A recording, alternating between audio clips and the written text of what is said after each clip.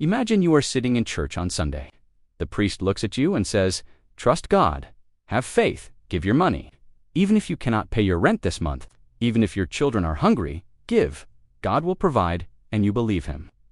But what if I told you that while you were sitting in that church, believing those words, the same institution asking for your money was quietly moving billions out of the stock market?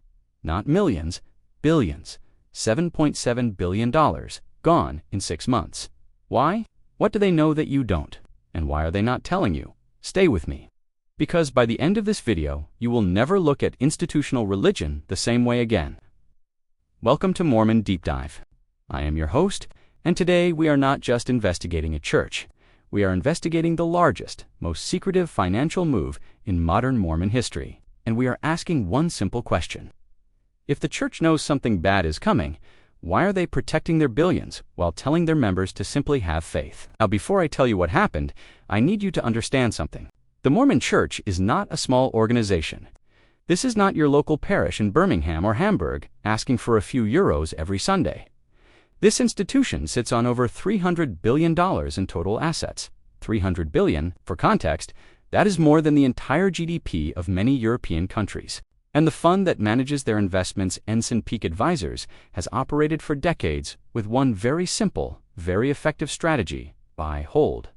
Do not panic. Track the big indexes. Ride the market. Never try to time it.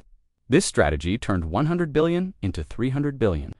So when this same institution suddenly sells $7.7 billion of stock in just 6 months, something has changed. Something big. Now, I want you to remember this name, Ensign Peak Advisors, because this is where the story gets very interesting. In late 2024 and early 2025, according to federal financial disclosures, Ensign Peak sold $7.7 billion worth of stock, $5.6 billion of that in the final quarter of 2024 alone. Let me say that again, $5.6 billion in 3 months. Financial analysts quoted by the Salt Lake Tribune called this a noticeable departure from everything Ensign Peak has ever done. They did not dump one sector. They did not sell one type of company. They spread it across blue-chip stocks. Major companies, well-known names, dumped across the board. This is not portfolio adjustment. This is not routine. This is a decision. And decisions like this do not happen without a reason. When an institution sitting on $300 billion suddenly pulls $8 billion out of the stock market, what does that tell you they expect to happen? Drop your answer in the comments right now. Now you might be thinking, maybe they just needed the cash. No.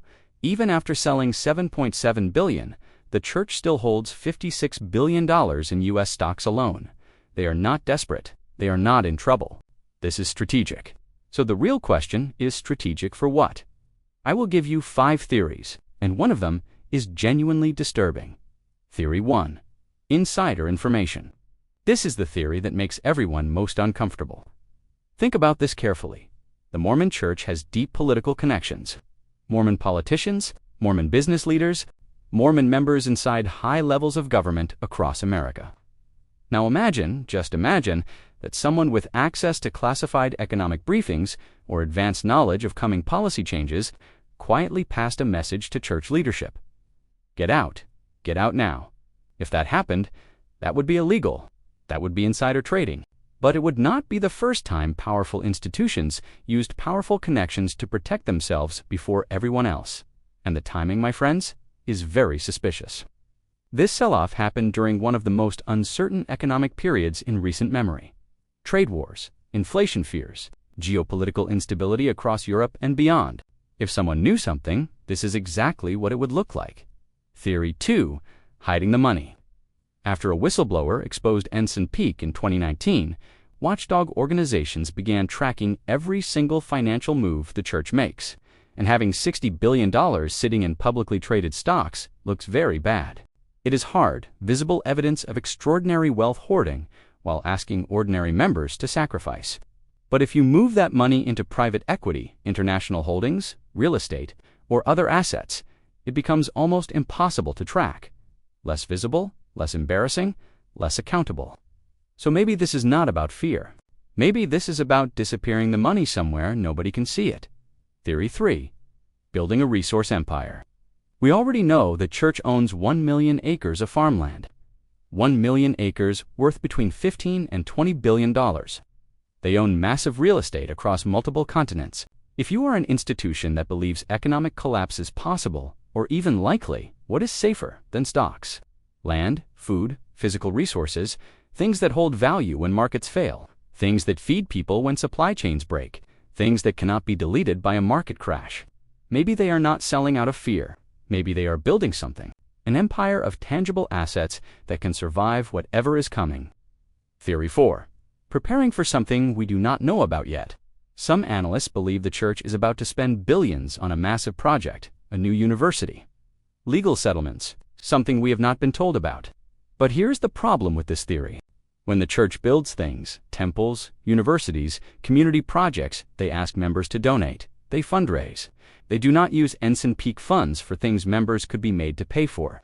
So if they are pulling $8 billion from the market, it is almost certainly not for something they could crowdfund from their congregation. Theory 5. Simply protecting what they have won. This is the most straightforward explanation. The church has made extraordinary returns over the past decade. More money than they will ever need. More money than they could ever spend on their stated mission. So why risk losing it? Pull the winnings off the table. Move to safer ground. Protect the gains. If the market keeps rising, they still have $56 billion invested. If the market crashes, they protected $8 billion. This is rational. This is calculated. This is what the very wealthy do before things get uncertain. But it still asks the same question. What made them choose now? Here is my second question for you. Should the church be required to explain moves like this to the members who funded it through tithing? Let me know in the comments. Now I want to tell you what this really reveals, because the numbers are disturbing enough. But the meaning behind the numbers, that is what should concern every person watching this in Europe tonight.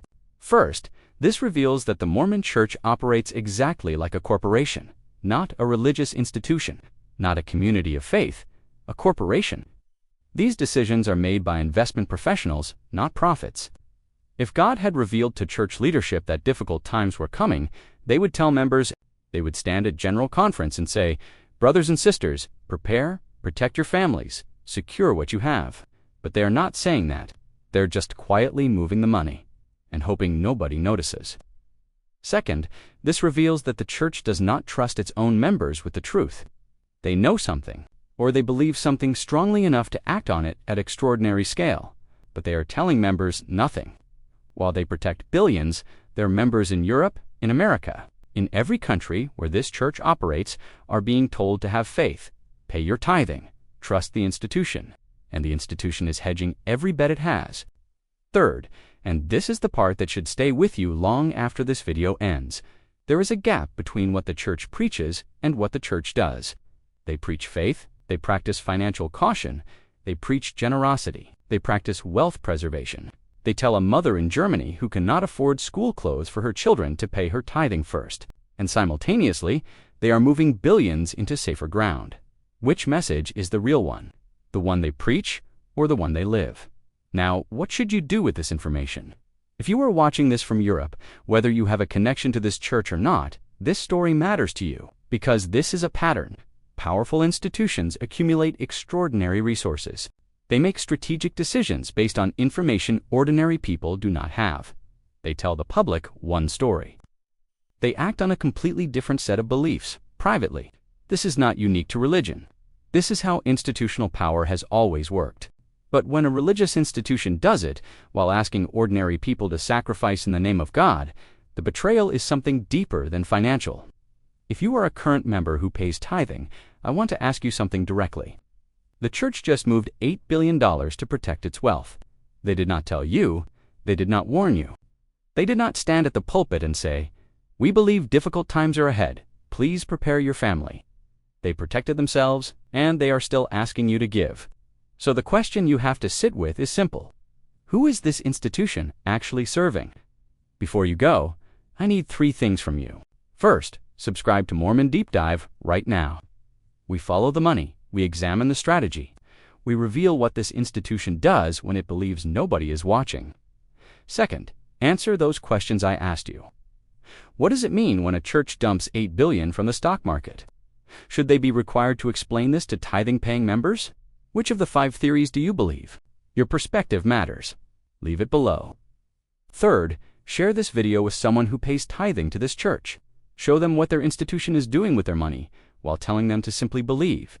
I read every comment, I see every subscription, and I am grateful to be part of a community across Europe and beyond that demands transparency from institutions claiming to speak for God.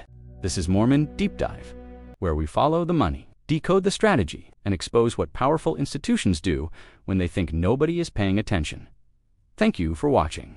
Thank you for thinking. Thank you for refusing to accept that financial secrecy is the same as divine guidance.